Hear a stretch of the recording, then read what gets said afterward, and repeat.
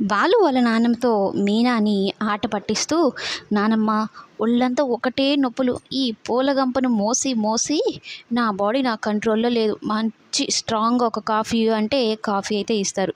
Coffee తాగే సమయానికి బాలుని ఎవరో తలుచుకుంటున్నట్టు ఎక్కుళ్ళు వస్తూ ఉంటాయి. అయినా నన్నెవరు తలుచుకుంటారు అని అయితే అంటూ ఉంటే, ఇంకెవరు మీ అమ్మో మీ నాన్న అంటే, మా నాన్న ఇక్కడికి వస్తే కదా తలుచుకోవడానికి అని అయితే అంటూ ఉంటే, అప్పుడే సత్యం రే బాలు అనగానే సత్యం చూసిన సంతోషం అంత ఇంత కాదు బాలుకి. ఏంటి నాన్న చిన్నపిల్లల్లాగా నన్ను వదిలేస్తావా, నేను ఎంత బెంగ పెట్టుకున్నాను తెలుసా అంటూ సత్యాన్ని అయితే హగ్ చేసుకుంటాడు. ఇక సత్యం కూడా బాలు అంటే ఎంత ప్రేమో చాలా ప్రేమగా దగ్గరకు తీసుకుంటాడు. అలాగే అన్నయ్య నీకు ఇంకొక సర్ప్రైజ్ ఉంది అని మౌనిక చెప్తుంది.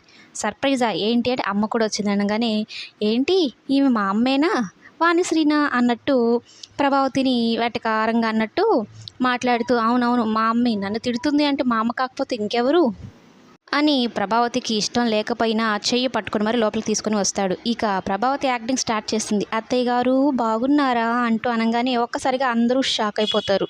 అదేంటి మమ్మీ నువ్వేనా అసలు ఇంట్లోకి రావడానికి ఇష్టపడమంటే, అదేంట్రా అలా అంటావు, ఇది నా అత్తారిల్లు అంటే నా ఇల్లు, ఇది మా ఊరు అని చెప్పగానే షీలా డార్లింగ్ షాక్ అయిపోతుంది. ఇదేదో ఎసరు పెట్టేటట్టుంది నాకు, ఇంతకీ వచ్చిన పర్పస్ ఏంటో అన్నట్టు అనుకుంటూ ఉంటే, ఏముంది పెళ్లి కార్డు ఇవ్వడానికి వస్తారనమాట.